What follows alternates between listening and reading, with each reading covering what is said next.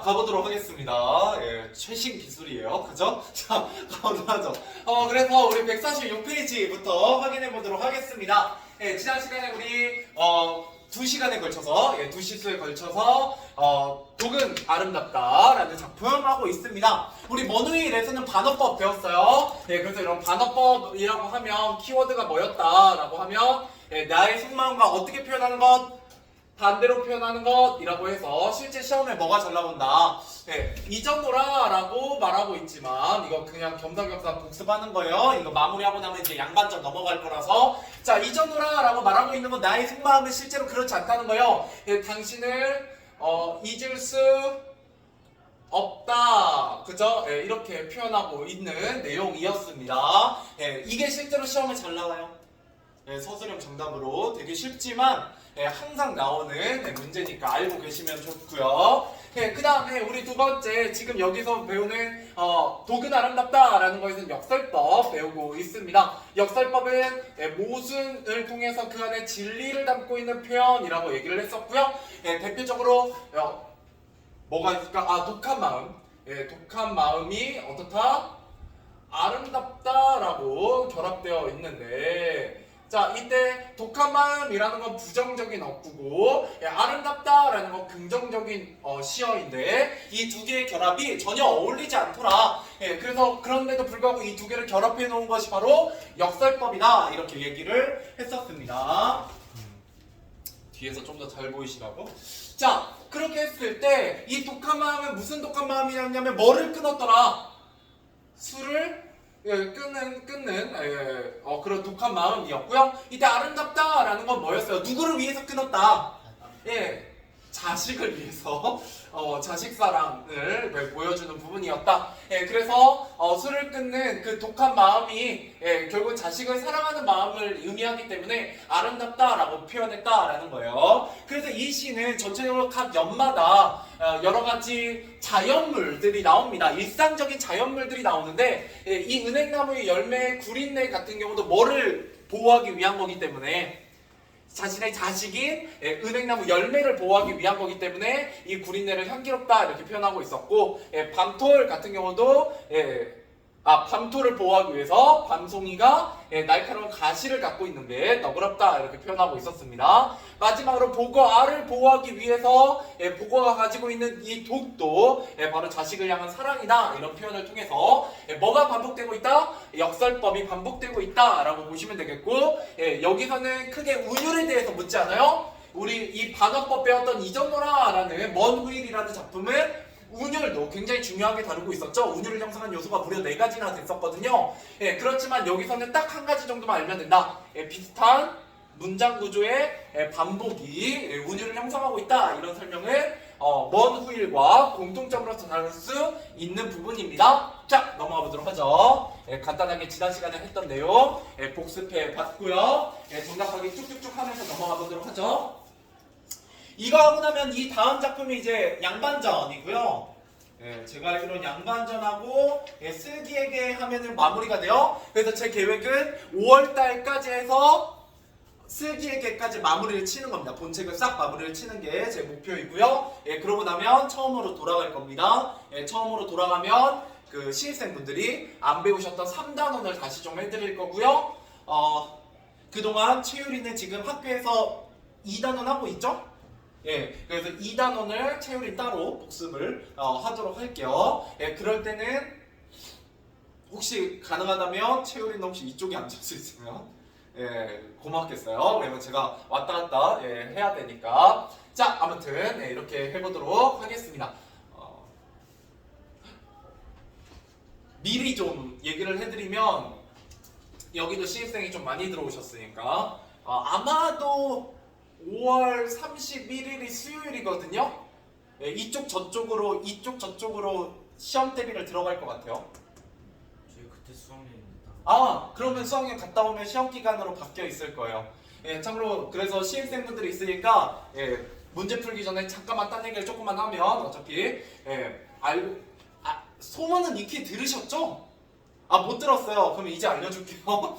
자, 그래서 5월 31일 날 아마도 바뀔 것 같은데, 이때 들어가게 되면 일단 저희가 5시 15분에서 지금 7시 25분까지 3교시가 진행되고 있는데, 이 7시 25분이 몇 분으로 늘어나면 8시 55분, 즉 9시 수업으로 늘어납니다. 예, 플러스 1시간 반 정도가 늘어나요. 네. 아, 밥은요. 그래서 예, 그 얘기도 해드릴게요. 일단 이렇게 늘어나게 되면 똑같이 지금 이게 40분씩 3교시거든요. 예. 근데 이제 이때로 늘어나게 되면 1시간짜리로 3교시가 대충 진행된다 이렇게 보시면 돼요. 예. 자, 그러면 언제 쉬는 시간이 있냐? 이때 7시 40분부터 55분까지 중간에 15분 쉬는 시간이 있습니다. 이때 우리 학원에 매점이 운영이 돼요. 그래서 매점에서 사드셔도 되고요. 예, 보통 1,000원짜리 물건들이 좀 있어요. 예, 그렇게 드셔도 되고, 아니면 이 15분 쉬는 시간에 뭐 이렇게 그냥 나는 음료로 대신하겠다 하면 이렇게 음료 카페 가서 드시고 오시는 분 있고, 아니면 파리바게트나 뚜레쥬르 이런 데 이용하시는 분들이 있습니다. 보통 위층에 냉동 식품들이 좀 있어요. 그래서 그거 전자레인지 돌려 먹거나 아니면은 그날그날에 우리 메뉴들이 나오죠. 요새는 그 에어프라이기에 돌려서 치킨 너겟이 나온다든가 아니면 뭐 있는데, 일단 정식쌤이 열심히 그 사회 선생님이 열심히 연구하고 있으니까 메뉴가 좀 바뀔 수 있을 것 같아요. 일단 치즈 스틱이 빠질 가능성이 좀 높을 것 같아요. 네. 카드 결제 되나요? 네? 아, 카드 결제는 안 돼서 저기는 됩니다. 그 계좌이체. 그리고 1,000원, 보통 대부분 1,000원이니까 1,000원짜리를 들고 다니시면 돼요. 그러니까 100원이 안 남거든요. 100원짜리가 어차피. 예, 그러니까 깔끔하게 1,000원짜리 몇 장 갖고 다니셔도 되고, 점 없으면 이제 계좌이체를 하시면 됩니다. 자, 그다음에 두 번째 이제 공포 영어는 이제 영어부터 놀라면 안 되는데. 자, 두 번째 기는 이제 주말 수업이 생겨요. 예, 주말 수업은 아마 이때 시작하면 6월 3일, 4일, 토요일, 일요일부터 시작할 겁니다. 토요일 날은 9시 20분부터 아침입니다. 네, 1시 25분까지 4시간이 진행이 되고요. 4교시 수업이에요. 그 다음에 일요일 날은 1시 10분부터 5시 25분까지 역시 4시간 수업이 진행이 됩니다. 예. 소문 못 들었구나. 예, 우리 학원 그 최상학원과 더불어서 그 군산 시내에서 거의 제일 빡센 스케줄을 갖고 있는 학원 중에 하나예요. 예. 왜냐하면 5과목을 다 하고 있잖아요. 예. 자, 그래서 미리 알려드리는 겁니다. 자, 그래서 토요일날, 일요일날 해서 몇 주 진행되냐면 4주 진행이 됩니다. 예, 4주 진행이 되고요. 그래서 보통 6월 28일날 시험이 보는 학교들이 있으니까 그때까지 4주 정도 진행이 된다 이렇게 보시면 되고, 자, 마지막으로 하나 더. 원래 이건 담임선생님께서 따로 얘기해 주셔야 되지만 토요일날은 차량이 돕니다. 예, 차량이 있어요. 물론 놓치시면 부모님을 괴롭히시면 되죠. 근데 부모님 별로 안 좋아하세요. 차량이 있는데 아침에 못 일어나서 놓치면 좋아할 부모님 별로 없으시겠죠? 왜냐면 직접 데려다 줘야 되니까. 아무튼 이런 부분이 있고, 그 다음에 두 번째, 일요일 날은 차량이 없습니다. 우리는 안 쉬지만 기사님은 쉬셔야 돼서 자차 지원입니다. 자차로 오셔야 돼요. 따로 오셔야 되는 부분이 있다라고 보시면 됩니다. 자, 그 다음에 마지막으로 보통 토요일 날은 수학 시험이 진행이 됩니다. 보통 수학 시험이 80점 통과고요. 못하면 1시 25분에 차량이 나가요. 집에 가는 차가 운행이 됩니다. 근데 우리 그 한림학원 전체 학생이 1, 2, 3학년 통틀으면 꽤 많거든요. 100명이 넘어요. 꽤 많은데 이 차량이 총 다 해서 10명이 채 못 타서 나간다는 전설이. 수학을 통과하셔야 이 차량을 타고 1시 반에 나갈 수 있어요. 공부 열심히 하셔야 됩니다. 네, 가끔 있는 일이지. 그래? 그래 많이 타고 가? 많이 타던데. 예. 그거는 많이 봐주는 거지. 요새는 그래도 옛날보다 많이 봐주는 거야. 옛날에 진짜 한두 명 타고 갔어. 지금은 아무튼 그래서 이때 만약에 남으면 수학을 남으면 보통 3시에서 3시 반 정도까지 추가 수업이 있습니다. 수학 통과를 하셔야 보통 하고요. 매주 남지는 않기도 해요. 4주 내내 남기진 않을 거 아니야. 그치? 그 정도는 아닌데 여러분 체감상은 거의 매주 남는 느낌일 수 있다. 왜냐면 4주가 생각보다 몇 번 안 되거든. 그렇게 되고요. 일요일 날은 네, 뭐 없어요. 여러분 딱히 이제 추가로 신청을 하시거나 아니면 정말 특이 진도여서 꼭 해줘야 되는 부분이 있으면 일요일날 오전이나 남아서도 하는 경우가 가끔 있는데 보통 강제로 남기진 않으니까요. 이거 빼고 이건 시험 통과라서 어쩔 수 없고 만약 있으면 일정이 강제는 아니에요. 근데 강제는 아니지만 쫓아다니면서 계속 설득을 하죠. 그죠? 그런 부분은 있다. 뭐 이런 부분이 있어요. 그래서 미리 겁은 드시는 게 좋아서 미리 한번 겁을 줘놓는 겁니다. 근데 놀랍게도 이렇게 하고도 많은 애들이 다니고 있어요. 다니고 있습니다. 한번 해보세요. 이렇게 하고 점수가 안 나오면 그건 그거대로 문제긴 하겠죠? 이렇게 공부했는데? 그죠? 그런 부분은 좀 있어요. 대부분 안 나온 애들은 딱 그거야.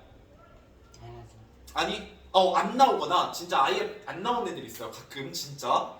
아니면 나왔는데 개 하기 싫어서 아무것도 안 하고 있는 애들이 있거든요. 시간만 때우고 있는 애들. 왜냐면 짜증나잖아.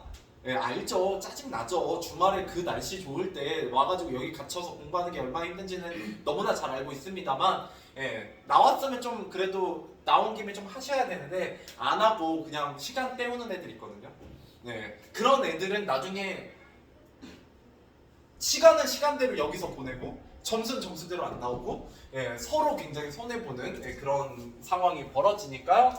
일단 마음을 한번 독하게 드세요. 근데 종합학원 가면 대부분 이런 형태입니다. 왜냐면 종합학원은 5과목을 다 해드리기 때문에 그렇게 하고 나중에 시험기가 되면 2주 남았을 때 도덕하고 기가도 해드려요. 수업을 하던가요? 안 하죠? 수업은 잘 안 하고 문제를 제공해드려요. 자료를 대부분 1학년들은 수업까지 해주는데 2학년은 뭐 굳이 잠깐만 해주죠. 조금만. 저희 학교 기가 전담은 뭐예요? 아 그래요. 기가는 미선쌤이 들어오십니다. 와 그러면 기가는 숙제가 빡빡하게 나가요. 그렇네요. 안 하면 남기기도 하고요. 있어요. 나중에 천천히 적응해 보세요. 천천히. 아시다 보면 애들이 왜 이런 반응을 하는지는 여러분이 알게 되실 겁니다. 정말 좋네요. 네, 그럼요. 덕분에 기가가 점수가 나와요. 열심히 하니까요. 할 수밖에 없으니까요. 미덕생이 누구예요? 원래 수학쌤이 있어요. 여자 수학쌤. 쌤 쌤이 도덕이에요 아니면 저요? 저 도덕이에요. 근데 도덕인데 1학년 도덕이에요. 2학년은 제가 안 들어와요. 누구예요? 2학년은 다른 국어쌤이에요. 도덕을 하시고요. 제가 1학년 도덕하고요. 3학년 도덕은 명원쌤이요.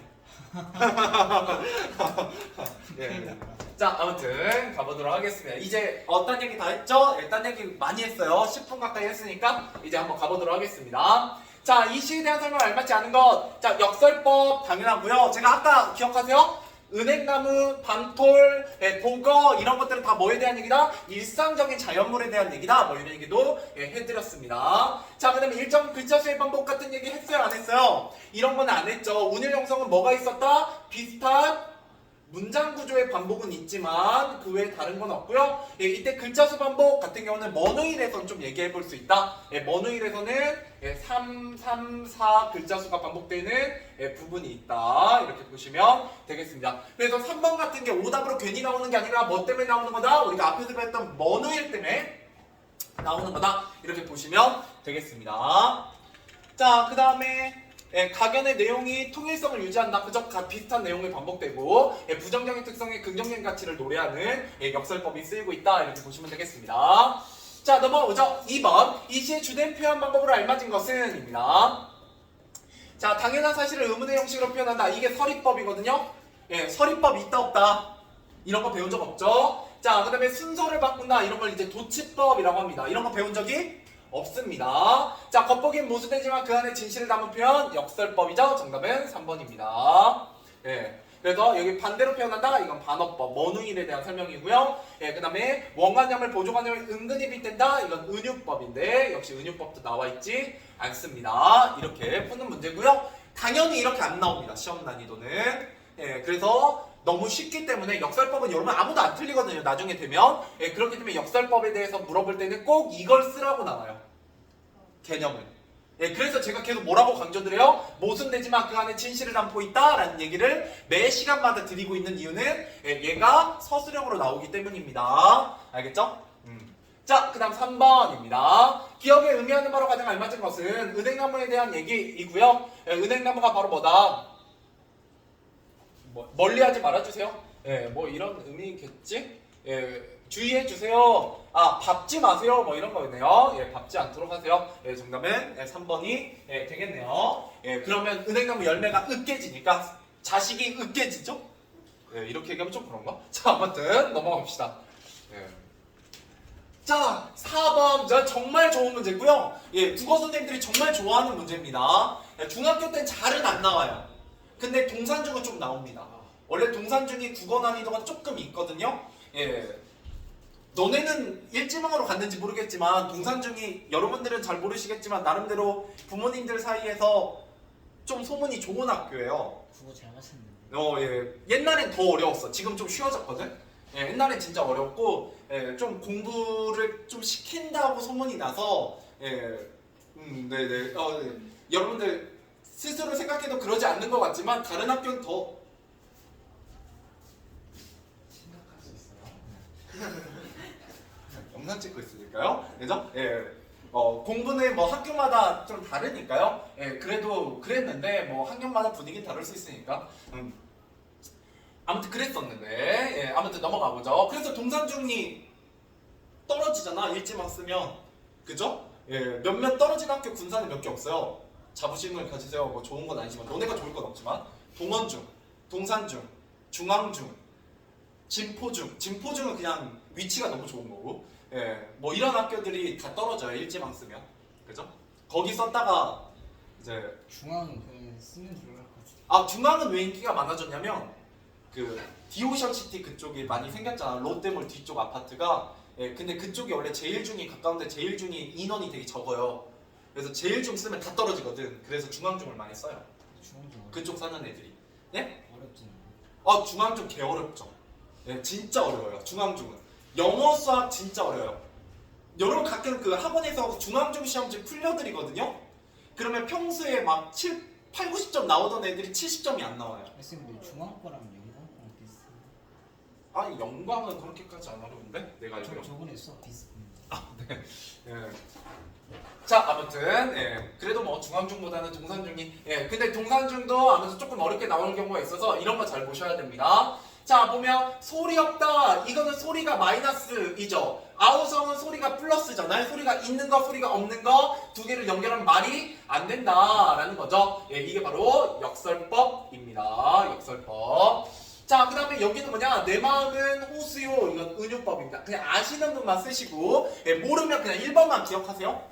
자, 그 다음에 또 여러분들이 아셔야 되는 거 나머지는 됐고 제가 또 얘기해드립니다. 지난 시간에도 한번 해드렸거든요. 뭐가 있다? 반어법의 대표적인 거 뭐 있다? 죽어도 좋아. 아니 눈물? 뭘 좋아? 헐리홀이다.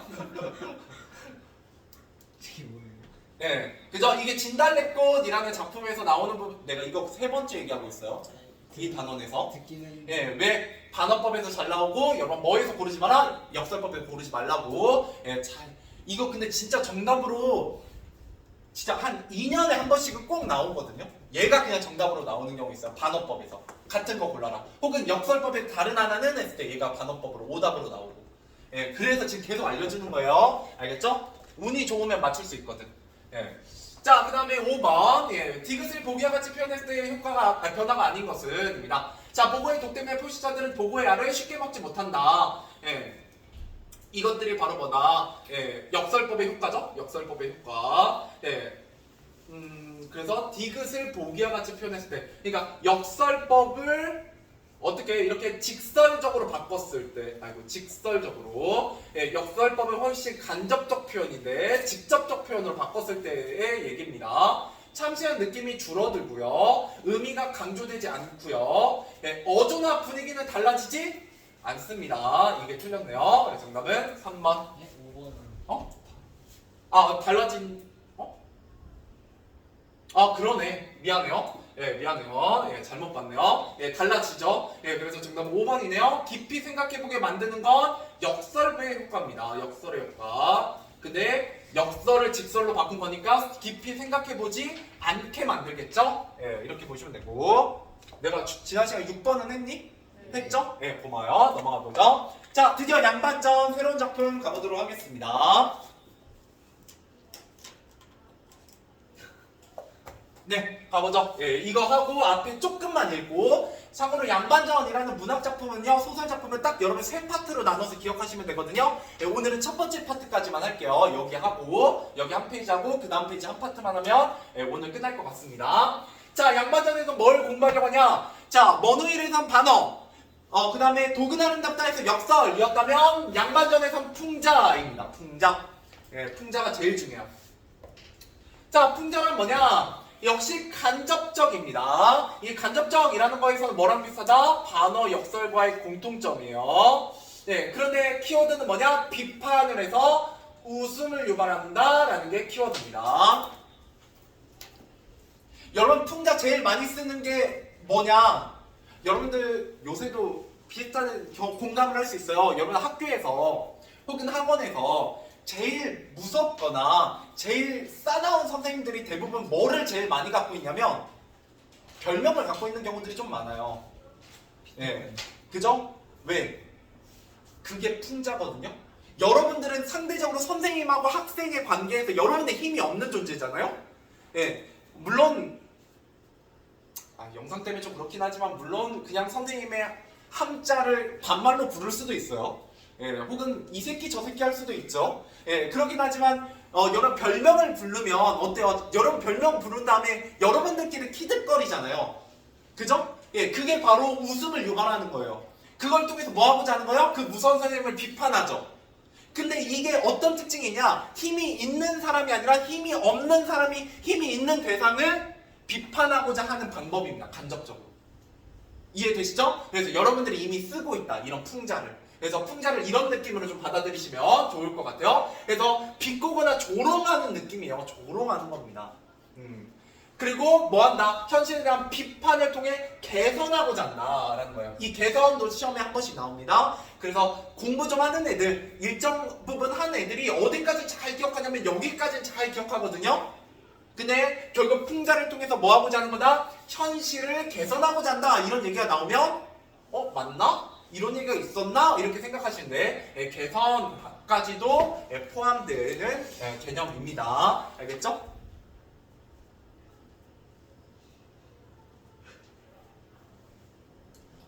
그 다음 효과를 보면 리액션 너무 좋으셔서 네.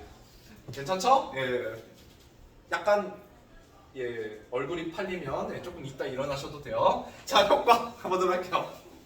봐봐, 이게 효과가 되게 좋다니까. 예. 얼마나 잘 들어, 그치? 예. 재밌잖아요, 그죠? 예, 기분 안 상하고.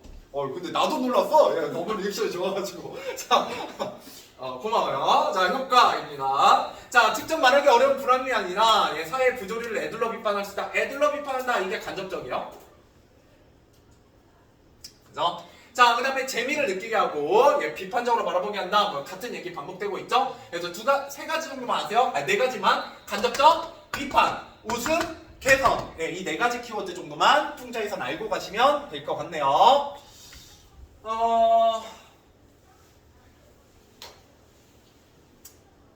네. 감상하는 방법. 그냥 빈칸만 넣고 지나가도록 하죠. 별로 중요하진 않네요. 자, 그래서 소설에서 비판하고 있는 대상을 찾아야 되고요. 그 다음에 부정적으로 표현한 부분을 찾아야 되고, 과장하거나 왜곡하는 부분 찾고, 우스꽝스러운 부분, 웃음이 유발되는 부분, 그 다음에 어떤 걸 비판하고 있는지 파악해야 된다. 뭐 이런 얘기입니다. 됐고요. 자, 문제로 가보도록 하죠. 이거 하고 다음 페이지 하면 마무리할 것 같아요. 자, 인물의 부정적인 면이나 사회 구조에 의해서 간접적으로 비판하여 웃음을 유발하는 표현 방법 바로 뭐다? 풍자다. 여러분 가끔 시험이 쉽게 나면 그냥 풍자가 단답형으로 나옵니다. 그러면은 개꿀하고 받아 드시면 돼요. 이거는 뭐 솔직히 안 틀리는 문제이기 때문에. 자, 그 다음에 2번 풍자의 표현이 지닌 효과를 적절하지 않은 것은 자, 사회의 부조리를 에둘러 비판할 수 있다. 그죠? 에둘러라는 키워드 들어가 있고 간접적. 자, 읽는 이로 하여금 재미 느끼고요. 직접 말하기 어려운 거, 그죠? 이런 것들을 간접적으로 표현할 수 있고, 그 다음에 독자에게 대상에 대한 비판적 의식을 갖게 합니다. 정답은 5번이야. 엄숙하지 않습니다. 우스꽝스러운 분위기를 형성해요. 우스꽝스러운. 분위기를 형성하는 게 바로 뭐의 효과다? 풍자의 효과다. 이렇게 보시면 되겠습니다. 자, 그 다음. 자, 풍자가 쓰인 소설을 감상하는 방법으로 적절하지 않은 것입니다. 자, 1번 비판하고 있는 대상 찾고 과장하거나 왜곡한 거 찾고 우스꽝스럽게 묘사한 부분 찾고 호감이 아니라 부정적으로 느끼고 있는지 파악해야죠. 정답은 4번 되겠습니다. 넘어가 보죠. 넘어가 보도록 하겠습니다. 양반전이고요. 원래는 이게 고전소설의 특징을 좀 얘기해야 되는데요. 이 고전소설의 특징은 오늘 빠지신 분들이 있으니까 다음 시간에 좀 하도록 할게요. 안 그래도 이제 지루하실 텐데 다음 시간에 좀 넘겨서 하고 오늘은 내용을 좀 먼저 읽도록 하겠습니다. 자, 여러분들 보시면 알겠지만 양반에 대한 얘기를 하고 있고요. 그럼 당연히 누가 비판의 대상이냐면 양반이 비판의 대상이다 이렇게 생각하시면 됩니다. 그래서 양반의 모습을 풍자하고 있다 이렇게 보시면 되겠죠. 그 다음에 여기 보시면 주제의 양반들의 무능, 능력 없음과 허례허식은 뭐냐면 쓸데없는 의식이에요. 그러니까 안 해도 되는데 굳이 그런 의식을 만들어서 하는 것, 그런 거에 대한 비판, 그 다음에 탐욕에 대한 풍자 이런 것들이 나와 있습니다. 그래서 우리 이 양반전에서 세 가지 파트가 나온다고 했잖아요. 첫 번째는 경제적 무능이라는 첫 번째 파트가 있고요. 두 번째는 허례허식에 대한 두 번째 파트가 있고요. 세 번째는 부당한 특권에 대한 횡포에 대한 세 번째 파트가 있습니다. 그 중에 우리는 오늘 경제적 무능함에 대한 첫 번째 파트 읽고 마무리하도록 하죠. 그래서 비판하고자 하는 모습이 크게 세 가지다. 이렇게 나눠서 기억하시면 됩니다. 양반전은. 그러면 되게 쉬워요. 자, 첫 번째 파트 경제적 무능함 한번 읽어보도록 하죠. 자, 양반이란 사족을 높여서 부르는 말이다. 이때 사자가 이제 선비사자입니다. 자, 그래서 정선군 밑줄 쳐보시죠. 공간적 배경이요. 실제 지명입니다. 실제 지명. 실제 지명이기 때문에 뭐를 유발하냐면 사실성을 부여합니다. 사실성. 이건 소설이지만. 자, 그 다음에 여기 양반이 살았다. 양반은 자, 여기에서 시험에 좀 잘 나오는 파트 여기 한번 밑줄 그죠? 양반은 어질고 책 읽기를 좋아해서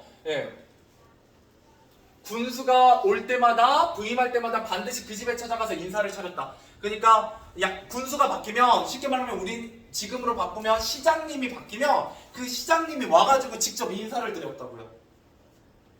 그러니까 잘 보셔야 돼요. 여기서 좀 헷갈리는 게 뭐냐? 양반이 분명히 뭐의 대상이냐면 비판의 대상이거든요. 그러니까 양반이란 계층은 비판의 대상이지만 여기 나오는 개인적인 양반은요 어질고 책 읽기를 좋아하는 나쁜 인물은 아니에요.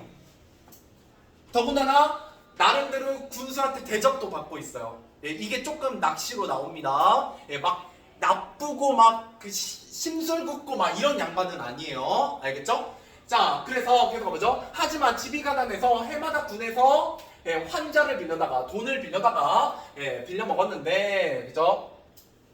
몇 해가 지나고 나니 빌린 곡식이 1,000섬에 이르렀다. 아무튼 어마어마한 빚을 지고 있었다라는 거예요.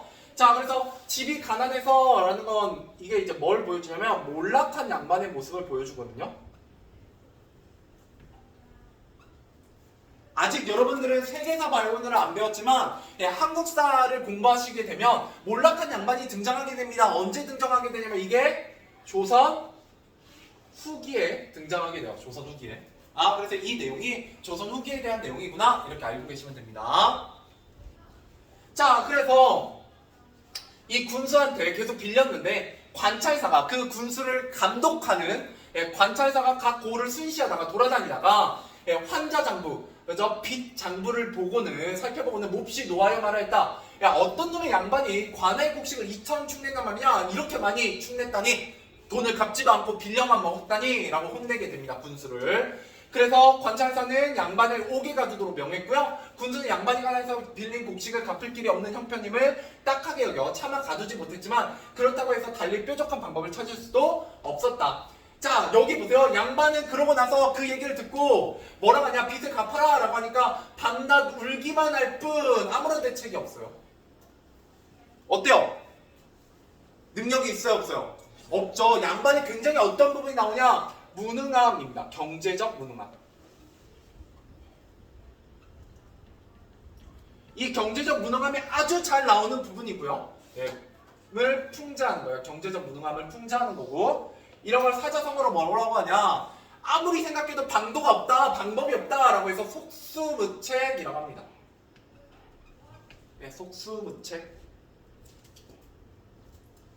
자, 그러나서 아내가, 양반의 아내가 중요합니다. 양반의 아내. 자, 이 양반의 아내가 이렇게 말합니다. 당신은 평생 당신은 책 읽기를 좋아하더니만 환자 같는 데는 아무 소용도 없구려. 쯧쯧. 양반은 한 푼어치도 안 되는구려. 한 푼어치. 한 푼어치 중요합니다. 자, 양반의 무능함과 비생산성을 비판합니다. 그리고 이 양반의 아내를 통해 뭐하고 있냐? 작가의 의식을 대변합니다. 그러니까 이 양반의 아내가 작가가 하고 싶은 말을, 작가의 생각을 대신해서 이야기하고 있더라라는 거죠.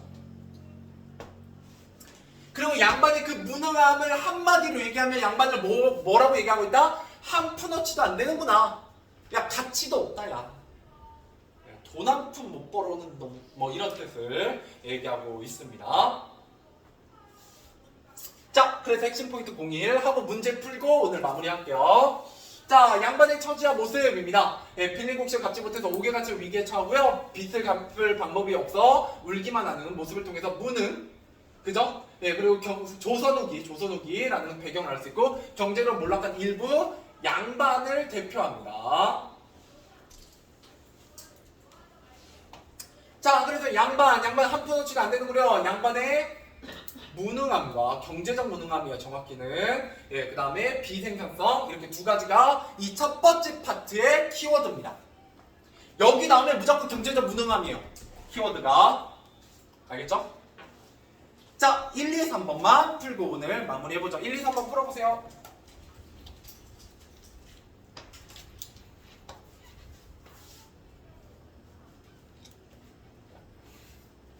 네, 쉬울 거예요.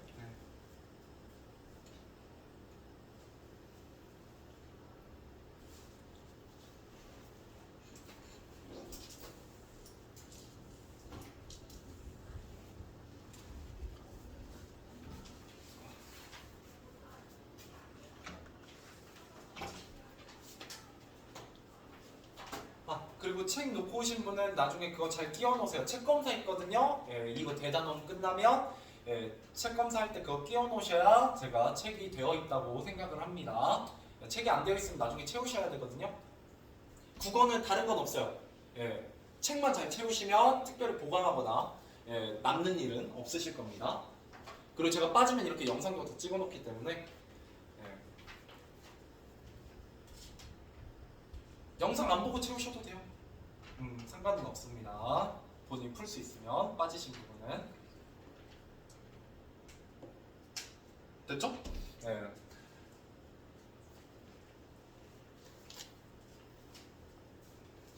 두 번은 너무 잔인하니까 한번 들어가죠.